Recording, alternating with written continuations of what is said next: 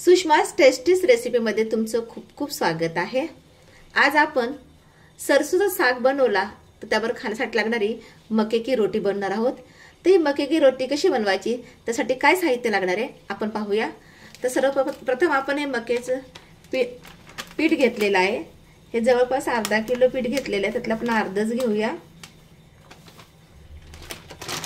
त्यानंतर आपण त्यामध्ये चवीनुसार थोडंसं मीठ घालणार आहे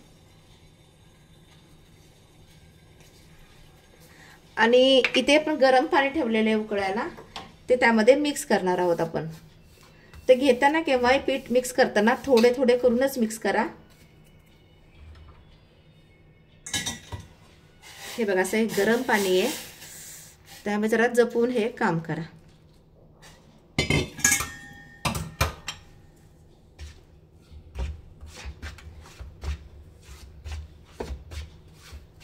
लागेल तसं तुम्ही त्यामध्ये पाणी ॲड करू शकता, पण हे जेव्हा आपण पीठ भिजवतो हे आपल्याला थोडं घट्ट भिजवायचं आहे। काही लोक यामध्ये गव्हाचं पीठ मिक्स करतात, पण मी पूर्णतः मक्याचं पीठ घेतलेलं आहे आणि आपण त्याचीच ह्याची रोटी बनवणार आहोत।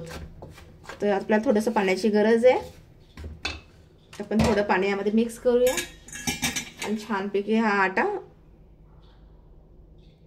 गोळा करून घेऊया। त्याचा तर छानपैकी हे पीठ मर्दून घेऊया। त्याचा गोळा बनलेला आहे आता, आणि ह्याला आपण थोडं तेल लावून 10 मिनिटं आपण हे पीठ भिजवून ठेवूया। 10 मिनिटांनंतर आपण ह्याची रोटी बनवणार आहोत। त्याला आपण तेल लावून घेऊया।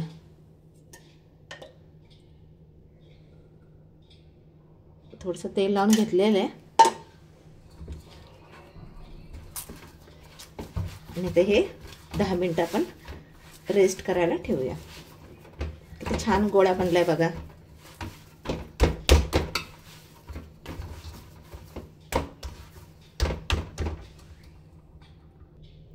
दहा मिनिटं झालेले हे बघा, अजून थोडंसं गरम लागतं छानपैकी हे पीठ भिजलेलं आहे। तर आपण ह्याच्यात रोटी करून घेऊया।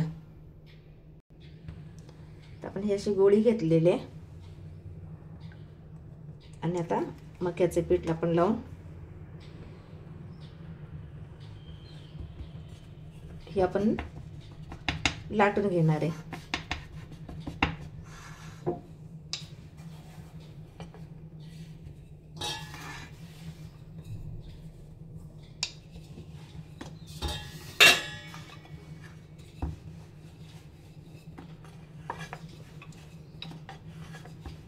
आटा छानपैकी नरमपणे असे भिजल्यामुळे ना छानपैकी होते।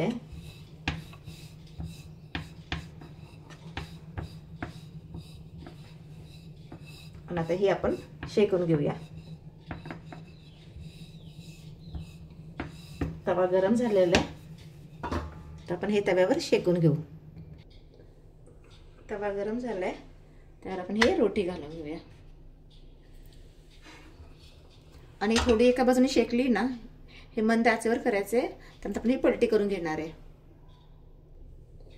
आता ही एका बाजूने झालेले, दुसऱ्या बाजूला आपण पलटी करून घेतलेले।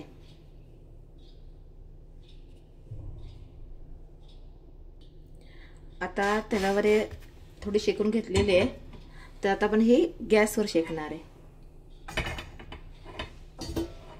अशी जाडी ठेवायची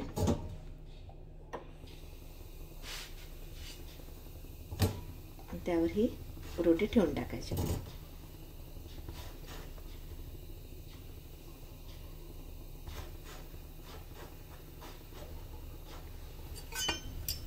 थोडा दाब देऊन देऊन ही रोटी आपल्याला शेकायची।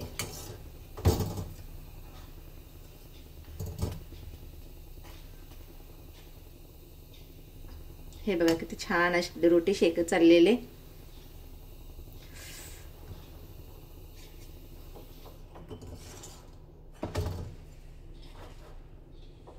मीडियम असा गॅस ठेवलेला आपण दोन्ही बाजूने छान अशी शेकून घेतल्यानंतर आपण काढून घेणार आहोत।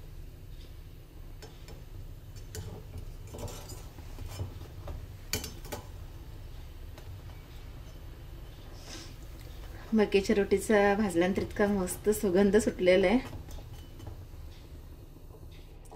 आता ही दोन्ही बाजूने आपली झालेली आहे. हे बघा, इकडून पण झालेले आहे आणि इकडून पण झालेले आहे. तर आपण आता हे काढून घेऊया आणि अशा प्रकारे आपण इतर मक्याचे रोटे करून घेऊया. आणि हे काढल्यानंतर आपल्याला साजूक तूप लावायचं आपल्याला.